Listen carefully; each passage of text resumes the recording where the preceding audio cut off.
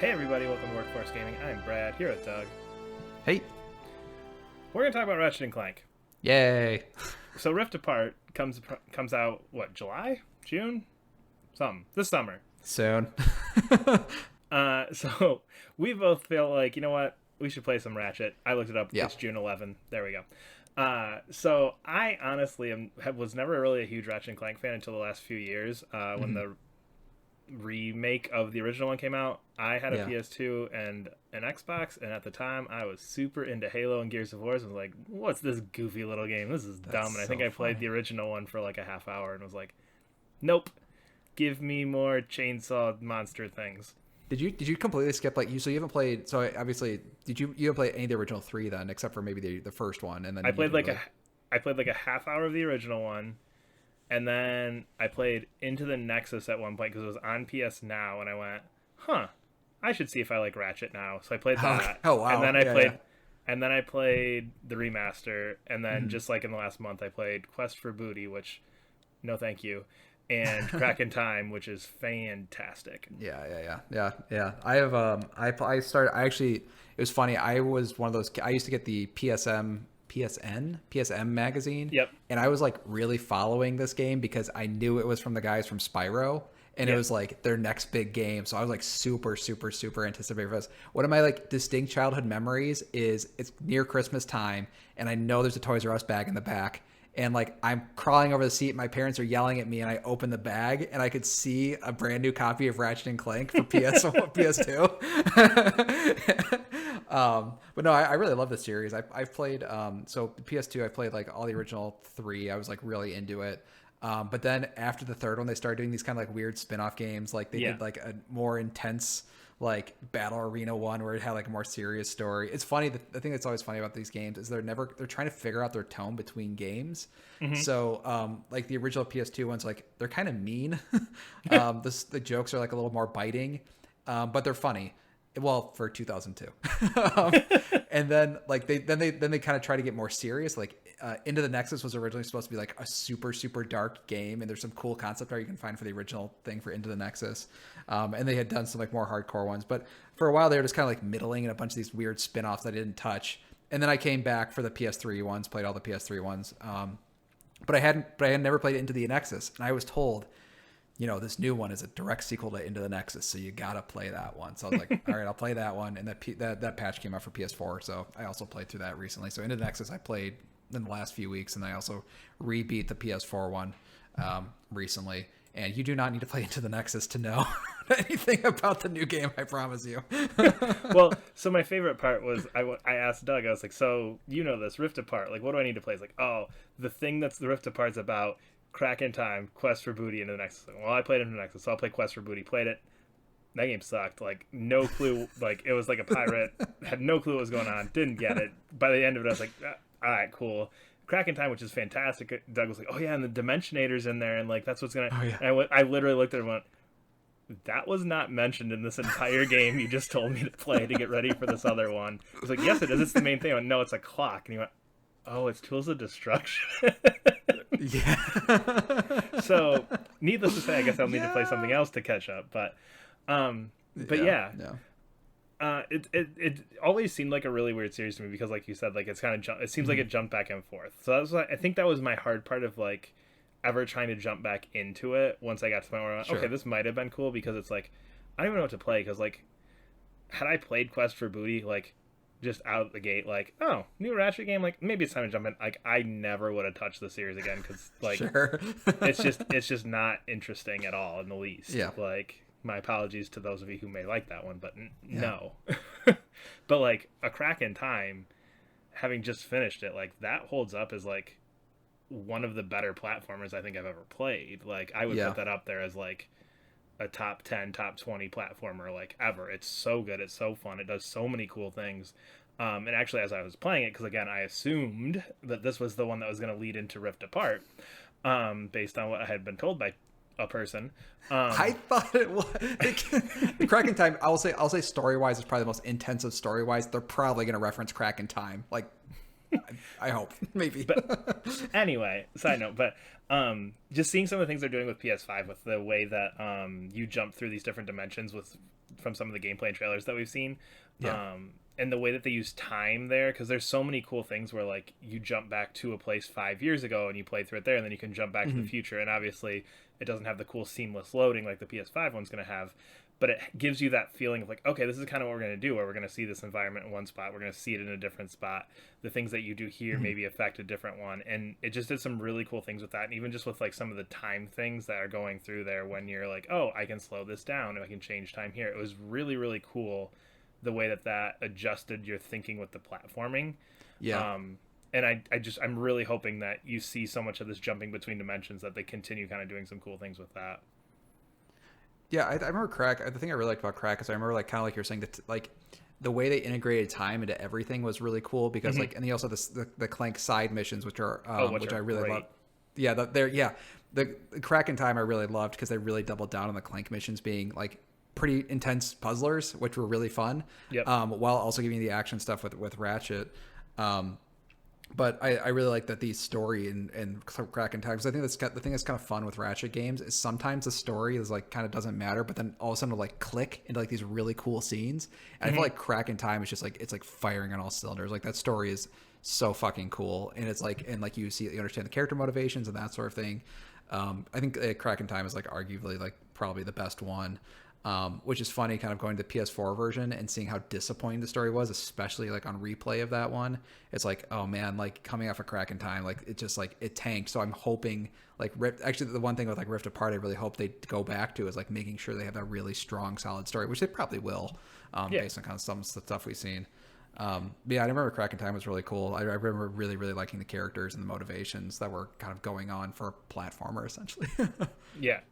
But with 2016 and the remake of that, because I remember thinking that same thing where it's just like, oh, this is just kind of a fun, goofy game. Like, it doesn't have that intense story aspect. So I think even like, again, jumping into Quest for Booty and Crack in Time recently, where it's like, oh, there's a lot going on here. There are pieces that like I'm clearly missing. This isn't like Mario where I just jump in and like, oh, go get Princess Peach. Yeah. Yeah, no, I think that's the thing that's kind of cool, and that's the thing when they announced that like Rift Apart would be like continuing like the main Ratchet storyline. I was like, shit, there's like a lot of stuff here that they could be talking about. Well, and then that's part of the reason why I felt like, okay, I need to catch up, because I mean, let's be honest, there isn't much coming to PS5 right now, so it's like, okay, every big game, like I got to get it because it's the only thing I'm really new that I can play on my PS5 at this point. So it was one of those things where it's like, well, if you're going to continue the story, I need to have some context for the story going in. Yeah. It doesn't seem like you're like too concerned about that, because you just kind of threw like, oh yeah, they'll continue that story. But anyway, look at how cool these dimensions look, and it's like, wait a minute, there's like 9 games worth of story here. Like, you got to give me something. Like, what do I need to know? So, I think that was kind of it's a bold move, especially going from like, oh, 2016, like we're rebooting it, we're getting the movie out, and I was like, oh yeah. Maybe we'll just keep it going and take after like a 9-year hiatus. Yeah, it was really strange because the PS4 game is a remake of the original one. It felt like a little bit more of a reboot. Replaying the PS4 one, it's interesting because I really, really love the original game. It's one of my favorite games. It's like the original Ratchet and Clank, the PS2 one. It's probably not good anymore, but I like it.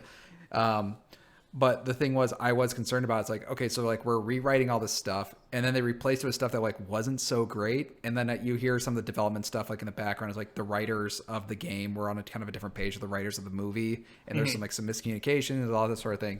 So it ends up you end up having like, here's the reboot of the new Ratchet and Clank universe, and now the story sucks, and here's some characters that aren't as good as the other characters we already had. It's like, oh fuck, what's going on? And so I can understand them kind of going back to the Rift Apart stuff, and the kind of thing that's kind of fun about the Ratchet and Clank series is because there's so many games they can pull on, they just put like little mentions to all the other games. And the thing I was worried about, like when I played Into the Nexus, like, oh crap, I have to know all this context for the other games, kind of what we were saying, but really it's just Easter eggs. It's kind of what it amounts to, of like they reference the PSP Secret Agent Clank game for like a split second, and it's like, it doesn't really matter. It's like, it's okay. It's fun, like reference and that kind of thing. So I was a lot less worried actually after I played Into the Nexus and saw the callbacks to previous games. Like, okay, these aren't that critical to understanding the Into the Nexus story.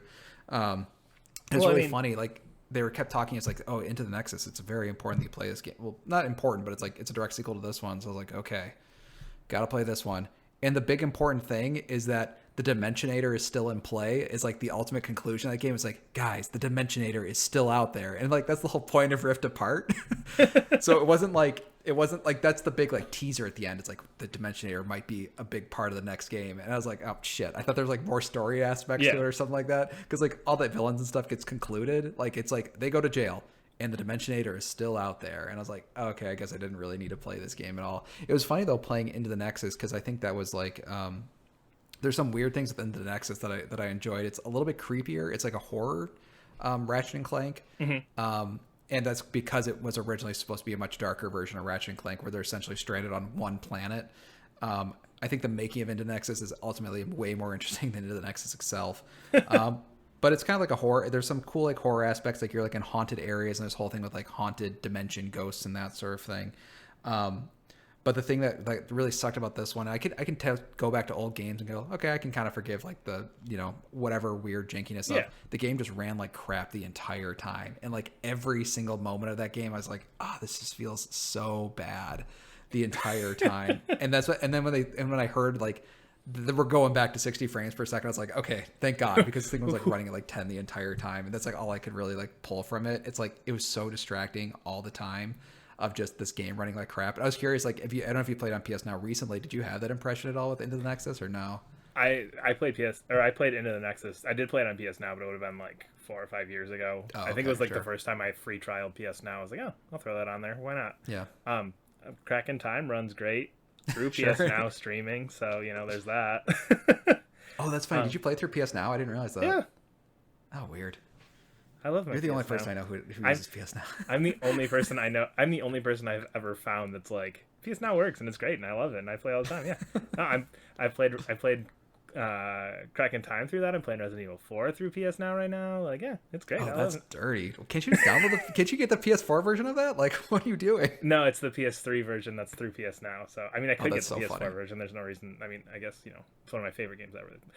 Side note, anyway. But I don't know. The other thing with Ratchet and Clank is like, the story's there and it's like some goofy stuff, so it's like I'm also curious like how much they're gonna go like, oh yeah, remember that Dimensionator? Man, we did some stuff with that. All right, so Rift Apart. well, the thing with Rift Apart is like the thing that Dr. Nefarious has is the Dimensionator, which is like a big deal if you've played the previous games. But it's just like, yeah, it's like, all right, it just looks like you're gonna do some cool stuff with it. It's funny. Did you go back and rewatch the trailer now that you've played those games? No. Okay, they do a very cool Quest for Booty stuff. That's why I was asking if you played it. They actually do like you jump to the islands of Quest for Booty, and they have some cool Quest for Booty stuff. And the bad guys you're fighting in this one are the in Rift Apart are the mercenary group that was Into the Nexus. So it's just like Dr. Nefarious just hired a new mercenary group sort of thing that's like kind of known in the universe sort of thing. So I think ultimately, like, kind of going back to the series, it's just gonna be like, okay, well, I'm gonna get some more Easter eggs. Not that this was actually critical. Yeah, and again, I think that's the thing with like this style of game. It's like, oh yeah, direct sequel, we're continuing it, but it's also going. I think Insomniac is smart enough to go.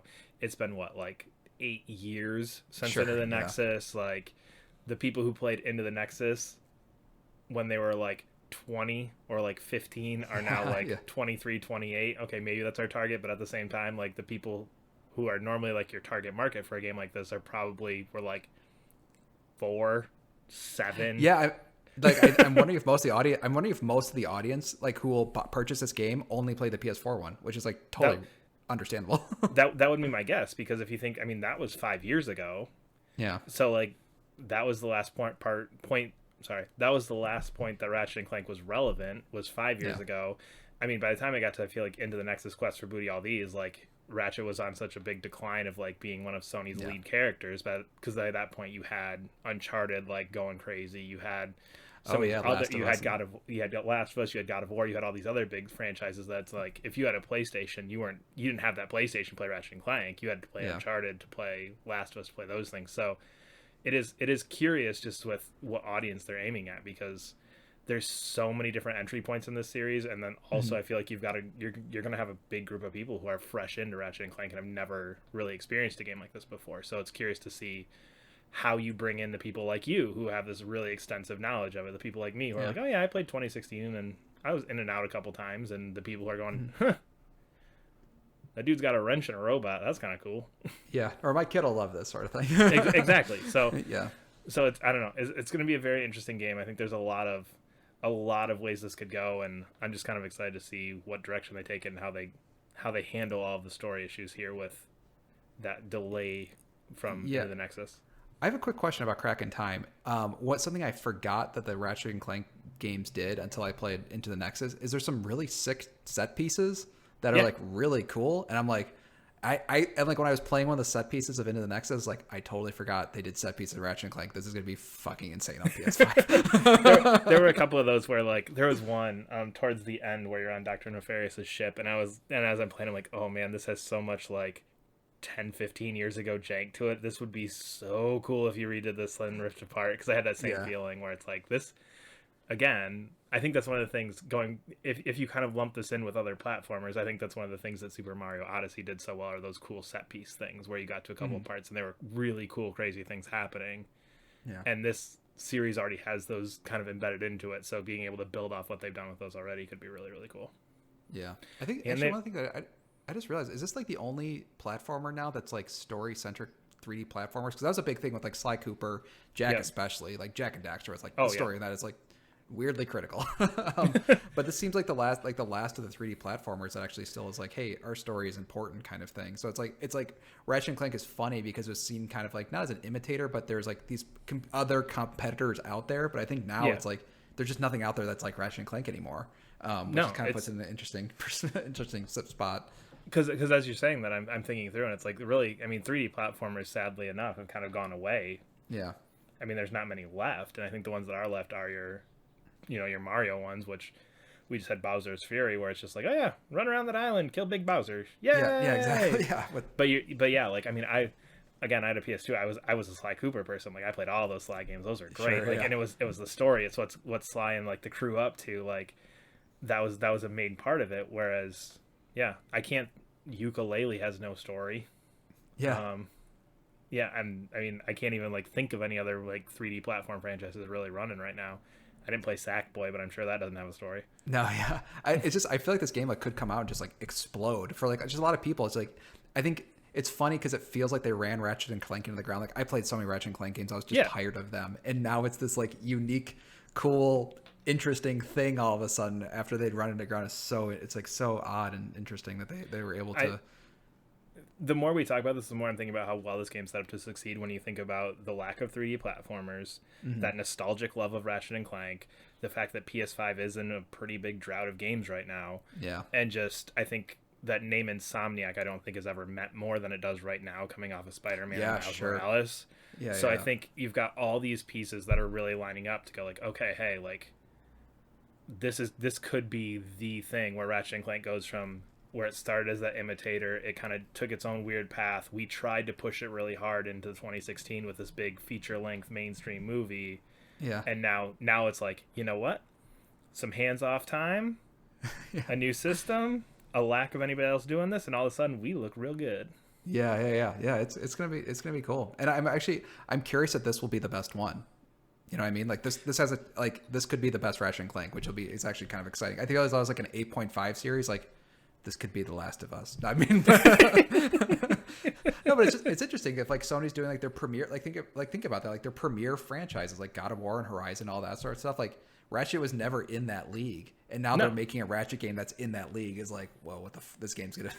and again, like, not to harp on it too much, but Insomniac and Spider-Man, like, sure, that's one of Sony's big ones, and this is coming from, I mean, Insomniac's like 3 or 4 different teams, so I'm sure it's not, obviously it's not the exact Spider-Man people, but you're in the same building, you're running off those types of things, you've got those people around looking at this. So I think just there's so much for this game to succeed, and so much that, I don't know, the more we talk about this, the more I'm really excited about this game. Yeah, I'm like, shit, should I like, I'm like, for that state of play that's coming, I'm like when I finished Into the Nexus, I was like, that state of play is gonna be fucking insane. Like, I need that new trailer. The thing that's funny is like they've only shown 10 minutes of like a single area, and like you play Ratchet and Clank and they're so eclectic of like, oh, you go to different planets and do this and that, and like I'm kind of like, part of me is like, I don't want to I don't want to know. Like I don't want to see what all the different planets are and stuff. Like I could, because that stuff is so cool. And then like the fact that like I'm hyped for Rift Apart, even though I've seen this like 10-minute scene where you see maybe 3 planets, I think, for like a split second. Yeah. And there's not much in there. It's very just like, yeah, look, Ratchet looks good on PS5 is really all they've done with this. Is Ratchet looks good on PS5, jump in dimensions. Yeah. We'll leave the rest for later. I feel like they're gonna have a huge blowout though. Like I'm not sure that's coming, but like I kind of like don't want to see it. Like I trust them enough to like, I don't want to see this. I want to be surprised. Just let me. Yeah. I mean, the fact that we're what 2 or 3 months away, 2 or 3 months away, like and we don't know much is good. Yeah. So yeah, it's good. I agree. Yeah. But anyway, we are Workforce Gaming. You can follow us on Twitter at Workforce Gaming. Subscribe to us wherever you're listening, and we will see you later. Bye.